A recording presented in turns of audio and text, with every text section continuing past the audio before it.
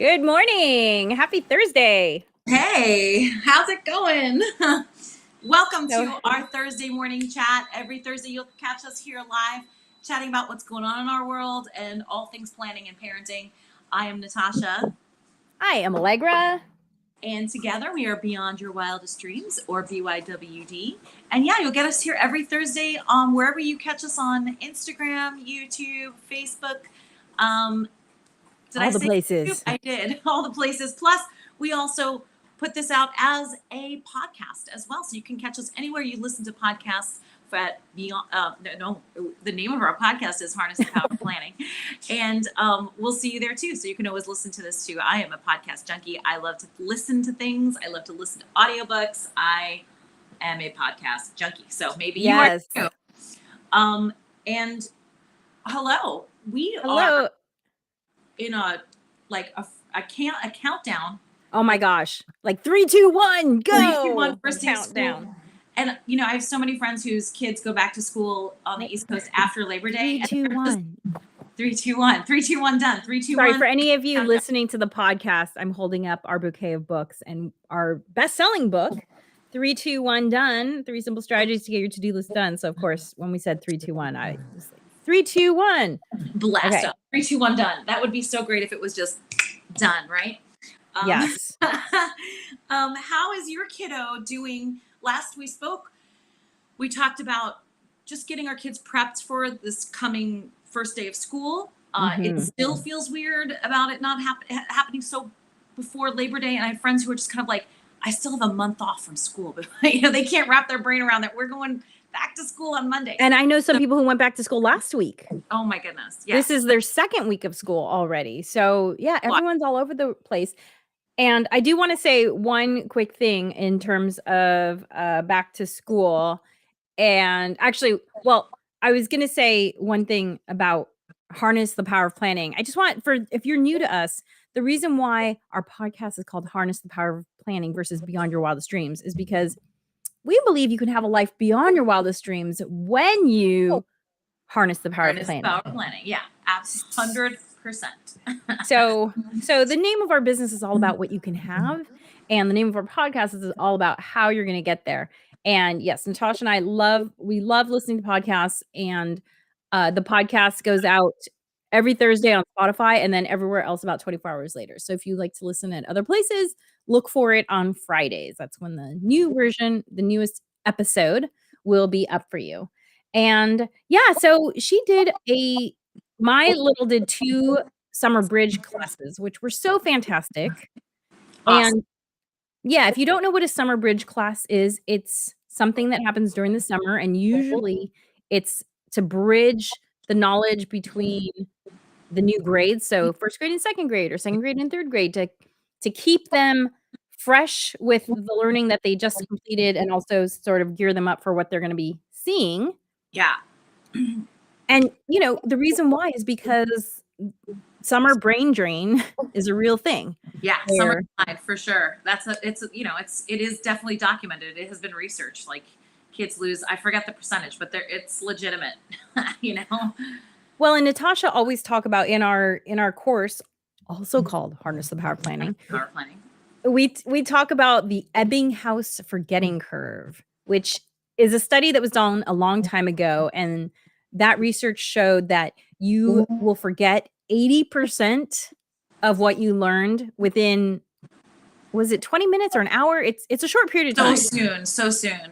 Yeah. So yeah, remember when we were in our those lecture halls, and then we walked out, and an hour later we were like, wait, what was I don't know the name. I don't even know the name of the classes that I took. You know what I mean? Like you could, yeah, if you showed me my syllabus, I would have been like, sure, if you say so. Right. Mm-hmm. And look, like many studies, this one wasn't perfect, because the thing that Ebbinghaus would have you do is memorize a list of words, random words. And the human brain doesn't necessarily work great at memorizing random stuff, which is why stories are so powerful, because it's not random. It has a flow. It makes sense. Yeah, and there's an emotional connection, right? So like whenever I sing a song, because in my other world, I'm a singer, whenever I sing a song where it's like kind of like it, where it doesn't make sense, or it's not that it doesn't make sense, but it's more random, it's so much harder to remember Yes. words than a song. It doesn't have to have a literal story, but has like an arc, right? And Right. it's a beginning, middle, and end, and you feel like you're telling a story as a singer, you know. And so, Absolutely. I mean, I have to sing the national anthem today. I sing it Oh, a lot, and I sing it a lot, so I now know it. I have it, but because it is poetry, it doesn't feel like, it's just a description. It's not, of what's going on, of what this, what the poet was seeing at the time. It just, like, I swear to God, even though I know this song inside and out, I get halfway through and I always think, was that the right word? Did I sing this line? Like every single time, even though I literally, I could sing it in my sleep, but yeah, every single time. So having you memorize random words, not really fair, but go on. Yes, yes. And so, however, I think we can all agree that the finding that you tend to not remember things if you don't, write them down, start using them right Mhm. away, re-listen to that thing. We all know that there is truth in that basic fact. So, it is helpful to review what your kiddo just finished with school, because if they leave school and then they're just like, beach, pool, slumber party, beach, pool, slumber party, park, camp, they might say to you, wait, how do I factor that Yeah. equation Yeah, totally. when Yep. school comes around? So she did this great summer bridge class, and it was a math class, and that was great. And it introduced her to her teacher earlier than the first day of school. Hmm. And it gave her the opportunity to meet some other students, because this is a completely new school to her. So she doesn't have any friends, as far as she knows, going into it. And she Right. might turn up there and say, oh my gosh, I played volleyball with that person, or I sang choir with that person. Yes. But as far as Right. she knows, she doesn't have any people that she already knew going in. So, Yeah. It's such a great and, opportunity if your kid's going to a new campus, if they're switching yeah. schools. In this case, I have a kid going to middle school and high school for the first time. And it's just, Hmm. even just to have the familiarity with the campus is that much less stressful on that first day for Right. a new high schooler and freshman. Yeah. My goodness. Yeah, it reduces anxiety. I mean, we can all attest to that. When you are flying into a new airport that you've never been to and you have to find your connection, I am definitely more anxious than when I'm flying into my home airport that I've been to a million times. How do people fly without apps before? Like, because I will look on the map, like it tells you, it has a map, like this is where you're landing, this is where your connection is, and I'm like, and I study You're it such a beforehand. planner. I love it. I do love maps though too. Like I'm a huge fan of maps. It's kind of weird. I think there are people who like maps. I love maps. I love knowing where I'm going, and being able to figure out, So you sometimes, must hate it. You must hate it when your gate is not assigned. um yeah, well, it's helpful, and when it is assigned, um it's a little more helpful, if I have this is mostly when I know my connection's going to be tight. If I know it's going to Mhm. be 2-3 hours, I'm not necessarily catching it beforehand. But if it's a tight connection, like, I absolutely like to look at the map, because am I catching a tram? You know what I mean? Like, sometimes these airports are like, you have to get on 3 buses Oh, to get to the next terminal. You know what I mean? oh So my gosh, we barely made our connection last year. By the way, I want to say one thing, which is that usually we have chit chat at the top of the show and then we go into our topic. However, because our topic of getting back to school is so overwhelming, it's kind of bleeding into our chit chat. So for sure, we'll be talking about it throughout. But it's all yeah, over. last year we were coming back from abroad and we had a layover connection in the DC area. Actually, we bumped into your husband. You bumped into my husband. You're like, boy, that looks like That Jeremy. That's was weird. so weird. He was So coming back from Vermont? yeah. Okay, so we're coming back from Portugal. He's coming back from Vermont. We bump into him in Washington, D.C. However, our flight was super late. And so we were supposed to have a 3-hour connection, 4-hour connection, which is enough time to go through customs. You have to Right. collect your baggage. You have to recheck your Yeah. You were baggage coming from out of the country. Yeah. out of the country. Yeah. Exactly. And we got there. And so our flight took off really late, 2.5 hours late, 3 hours late, something crazy. And so we had basically an hour. We saw the line for, Custom? the customs passport yeah. control. Yeah. And then I had seen a sign that said, do you want to sign up for an account? I forget what it's called. I have to look it up, but Oh, it's digital here? passport control. Do you Oh, know yeah. what? Yeah. I've seen I haven't signed up for that, but yes, I've seen the sign for that. Digital passport control. So I said, what do we have to lose? Yeah. And so while we're in this crazy line that was maybe 300 people long, Ooh. I get on my phone and start do. Less than 5 minutes later, I said, we can get into that line over there. And my husband was like, what are you talking about? I was like, yeah, I just signed us up. We can go to that line over there. That line over there, the digital passport control, 3 people. Oh, 3 people. And the line for the people, the people who pay to get whatever. yeah. TSA pre-check. There's international TSA pre-check, and then there's regular, national, or excuse me, domestic. Yeah. That line had about 20 people. Wow. So what's the deal? Okay, I actually don't know. I thought you were talking about the international pre-check, TSA pre-check. No. You pay for ahead of time. It's free. It's free, and I did it in line right there. Well, I need to get on that. I mean, yeah. I'm not going out of the country anytime soon, but man, that's great. Because now you do have to check to make sure your your airport takes it. So Washington, D.C.'s airport accepts the digital passport thing, but we flew through the line. Amazing. And you made your and then thank God we only packed backpacks on this trip. Mm-hmm. So we didn't have to grab luggage. And then we hoofed it a solid 25 minutes. Full speed ahead, carrying our backpacks. We got to our gate with 10 minutes to spare. Oh my goodness. And sweat dripping down my back. So you got some good zone minutes that day, girl. Yes. Our zone minutes was super impressive. And it was a longer walk. It was interesting because it was about a mile and a half. Or a mile and a quarter. It was over a mile. It was serious airport walk. Serious airport walk. There were some people movers in there for you, just to kind of speed things along. I do not recall any people movers. You're like, I am the people mover. Yes, I'm my person. Yes, exactly. You guys made that connection. You hooked up with my husband, which was so funny, so random. Yeah, but so travel is a whole nother animal. And by the way, pro tip, listen, y'all, spend the $85 to get the TSA pre-check for domestic flights. It's good for 5 years. It is literally the best $85 you will spend, even if you only fly once a year, to not have to deal with, at least we live in, a hub where there are big security lines. If you live somewhere that's not a big deal, holy moly, I can't tell you how many times that has saved my sanity. Having that TSA pre-check, domestic, $85, and if you renew, it's like $65. It's so worth it. Every time we get on that line, I'm like, yay!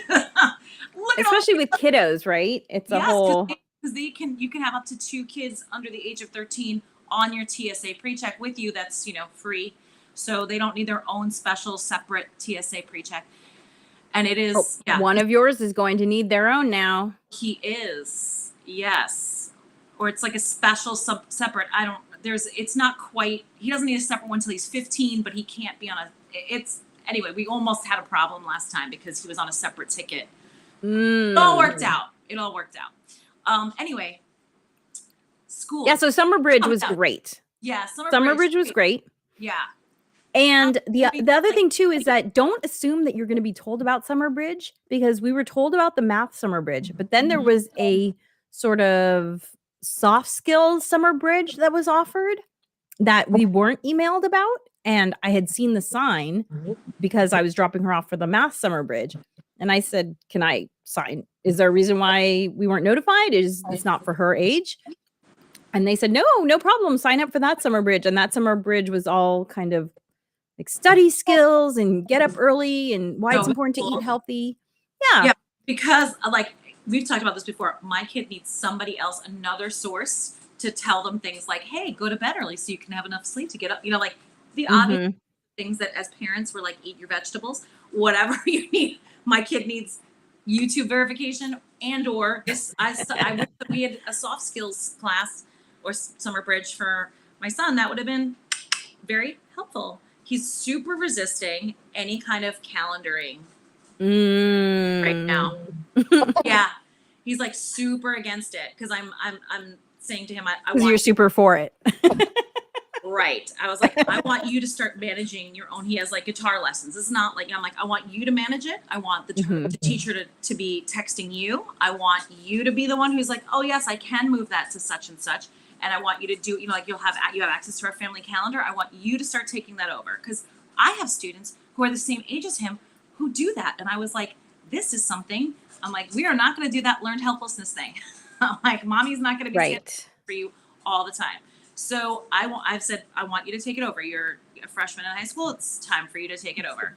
He is like, oh, I can't. I don't know how to access it. Blah, blah. I'm like, we can do this. We can figure this out. Anyway, so yes, because I want it to happen. Anyway. Well, and sometimes they have to feel the consequences. For instance, my little didn't keep track of her stuff it bag for her sleeping bag when she went somewhere recently. So she had to pay for it to be replaced. And she knows if she breaks her glasses, the copayment for that's going to be coming out of her money, not mine. Absolutely. And so I want to help him figure out the tech side of like being able to access it. And then you know that's available and he can access it easily because he doesn't have a smartphone. But I want him to be able to access it online, and we're trying to figure out a way for him to access it on his watch. That's the part that okay. So, yeah. So once he's got that down, I will be doing that same thing. If you mess up, if you miss the lesson, you get charged for it, right? So yes. he will get charged. Like we pay for the lessons, but if you miss it because of you, that money is coming back to me. Absolutely. That gotta hit him where it hurts. Yeah, I mean, I think it's I think it's just, you know, natural consequences, right? Because absolutely in the real world, that's what would be happening. If I miss an appointment, I have to pay for it. If it's my fault. So how has the sleeping been going? Because I know that you guys had a little bit more of a long game, you know, sleeping, waking up situation. We've all been trying to implement it this week. I've been asked for 2 sleepovers in the last week. I was like, no, dude, no sleepovers. I was like, tomorrow is a quote unquote school day. He's like, no, it's not. I'm like, well, we're pretending like it is because I promise we'll go to sleep. I'm like, no, you won't.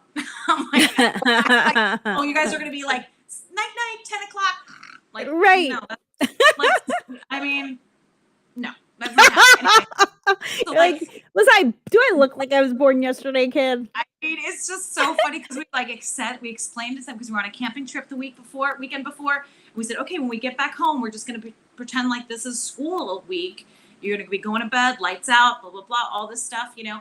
And then we did it that night that we came back from camping. And then the next day they were like, can we just sleep over? I was like, that wasn't a one night thing. We're doing this whole week going into it. And they were just like, what?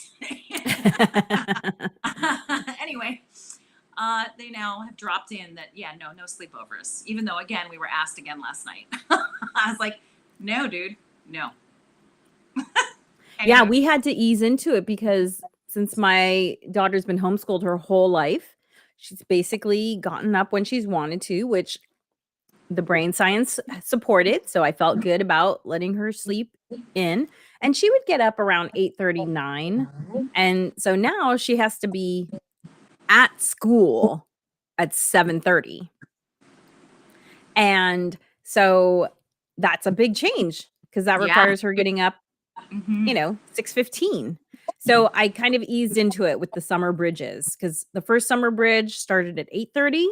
So she had to get a little bit earlier for that. And then she had a week off. And then the next summer bridge she had to be there by 8. So she got up a little bit earlier. And then this week I said, you're getting up at 6:15 and that's what we're going to do. And of course there was some pushback. I said, look, do you really want your first day of school to be the first day that you ever get up at 6:15? Yeah, no, that'll be rough. Yeah. I'm like, that's going to be hard on you. I said, this is going to make it easier. This is going to prepare your body because you're going to be more tired at night because you're not used to getting up this early. So you're going to sleep and then, your body will adjust to the new schedule. And I have to say she's been fantastic this week.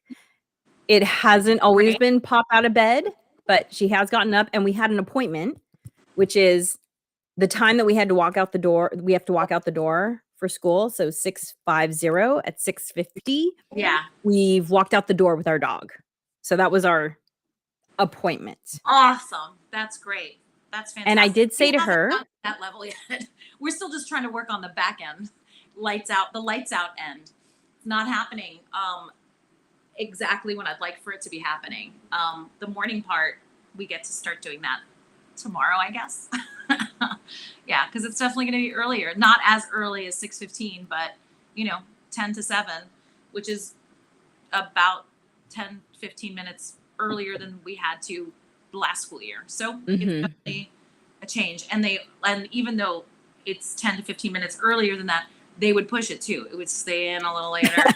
Having to ask like 8 times to get up, yes. no more of Well, that. and the great thing too about the summer bridge was they emphasized you need to be butts in seat right.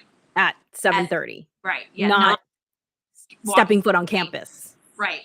Exactly. Right. Exactly. Not walking through the gate at 8 o'clock or whatever time. My one son starts at 8:30. The other one starts at 8 a.m. And it's not walking through the gate at that time. It's butts and seats at that time. Yeah, totally. So in terms of our topic of creating a checklist, Natasha and I are big fans of preparing the night before because so we will always say plan the night before, we'll say plan the week before, because studies show that when you do a little bit of planning the night before, it reduces your anxiety the next day because you know what to expect. You've already primed your brain to say, okay, here's what's happening. Now, one of the tips that we talk about in Rock Your Morning is actually how to create an evening ritual so that your morning is just that much easier. For those of you listening to the podcast, I'm holding up our book, Rock Your Morning. And I forget that I have to explain what I'm doing when I'm just waving this thing around in the air. So one thing that we say in Rock Your Morning is if you have somewhere to be, pack up as much stuff as you can and put it by the door or put it in your car so that it's one less thing to think about. When Natasha and I have to do a presentation somewhere, the easel, the whiteboard, the whiteboard erasers, the sign-up sheets, the book displays, everything you possibly can think of that doesn't need to be refrigerated or whatever the night before. I mean, yeah, the pop-up tent, the chairs, the table. We recently did an event. So sometimes I'll just collect that by the door, right? So that's cool. That works well too. But even that time of like having to then collect that and put that in the car in the morning, for me especially, takes longer than I think it does. Like I just know that even I'm like, oh, that'll take 5 minutes. And, maybe in theory it could, but oh yes, it does take 5 minutes, but oh my goodness, I forgot this one little thing, blah, blah, blah. And then next thing you know, you're scrambling. Whereas if I had done it the night before and I'd put it in, I would have realized the night before that I forgot the one little thing. Right. So it just helps. I mean, and it is a thing that I have to constantly remind myself because my brain will talk me out of doing things the night before. My brain will talk me into, oh, you can just do it in the morning. Oh, it'll be easier. And so for me, starting the habit of making sure the lunches are done the night before is something that I've done intermittently in the past. And yeah, it makes our mornings 10 times smoother when I do it the night before, Well, so to that end, my daughter has a monthly habit tracker and we renewed it for August with school in mind. And so she has her morning stuff that she has to do and then the evening stuff. And so the morning stuff is make bed, which is a habit of hers. She really doesn't have to track it, but I just thought it would be helpful to just have it on there. Absolutely. Get dressed, water plants, pick up the dog poop, draw a comic, because that's a practice of hers. And then she has the evening stuff, like when she's back from school, start laundry, 5:30 p.m., start homework, check the school calendar to see if she likes what's going to be offered for lunch the next day. Because if she doesn't like what's going to be offered for lunch, then the next thing is pack a lunch. And then 7:30 p.m., get ready for bed, brush our dog's teeth, lay out your clothes for the next day. So that's her little thing. Right. You can see she's been using it for this last week, checking it off. For those of you on the podcast, she's been checking it off. So you can, this week. So you can And see we do it as a weekly tracker. Just because I just laminate it and we just do it that way because it's kind of I love how like this is you got a habit tracker. This is more of like a checklist / habit tracker, meaning just like checklist. Like I do on my morning part of it, I have things in there like put your like lunchbox and water bottle in the book bag, just because I don't want to have to repeat that over and over again. And like that might be something that your daughter already just remembers to do. It's not remembered in this house at all to just even though my kids are normally very good about taking their dishes and cleaning them and putting them in the dishwasher, in the morning when it's a little bit more chaotic, I can't tell you how often bowls have been left on the table. So that's checklist too. And I think we talked about this last week. It's just like I want to minimize the amount of time of nagging that happens because it's not fun for me and it's not fun for them. And so it's just like, oh, I check the checklist. Oh yeah, clean up breakfast is on there too. Even though that might be something that is often a habit, especially at the beginning stages, like right now when school is starting again and things have been a little more loosey-goosey in the summer, you know what I mean? Like maybe if you leave your bowl on the table for a little while, no big deal, and you'll do it later or something. In the morning before school, we want to make sure that those things are happening. So that's on my checklist too. Like, breakfast / clean up breakfast, that kind of thing. And,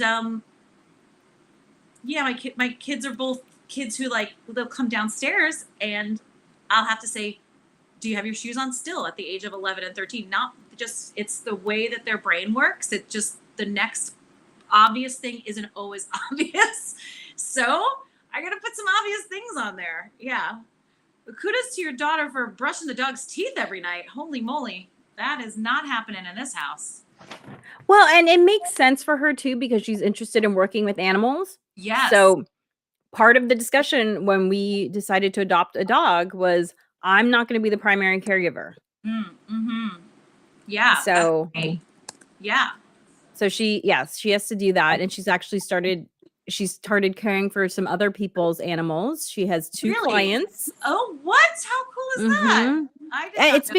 It's been great too, because since they pay her, it gives us an opportunity to, she has a money pouch. This will have to be a whole nother podcast topic, but she has a money pouch where she tracks things because, digital money just doesn't feel as real. So I like the opportunity. I know you use the green card, which I would love to talk about. We're going to have to do a money episode, y'all. Yeah, money episode for sure. But I love the fact that they pay her cash. It allows us to deal with. Yes, we've been, well, before we did green card, we did jars. And I think that concept, we've been doing that since they were really, really little, because it's really easy. You got jars, it's clear, it has the words on it, save, spent, and so they've been doing that for years. And we just kind of transfer that concept into the digital world because quite honestly, my husband and I we just don't have cash on us very often. It's just kind of easier. And then they just have that card on them. And it's much easier when they don't lose cash too. Yes. They take their card. So we'll save that for another podcast. That's a whole episode. Podcast, yeah. But here's the checklist that we created. This is kind of her night before checklist. And it's backwards for those of you looking at the screen. So I'll just read it off to you. So obviously the backpack. Yeah. That might seem obvious, but sometimes when you forget the obvious things. But she's new to this whole it's true. outside of school thing too. So it's not.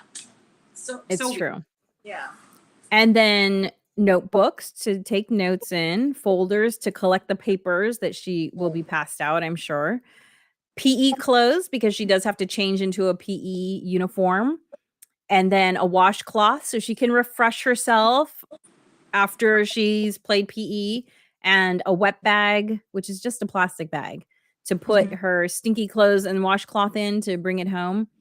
And then face wash, mineral SPF, and deodorant to reapply because she will have washed her face and all of that. Yeah. And then because she has braces, toothbrush and toothpaste for after meals. And then finally a padlock for her locker, which at Natasha's wonderful direction, she has been practicing this week. Oh, good. And honestly, I think this might be the padlock I used in high school. No way. So you still have I think it might be. Oh yeah. Yeah. Come on. Okay. Yeah, of course. Yeah. That's so crazy. That's hilarious. Well, it works, right? It works. So it works. Is this for the first day of school list? Is that what you're saying? First day of school list. Gotcha. Right. Because I was like, obviously she might have a locker with a built-in lock. We're not sure.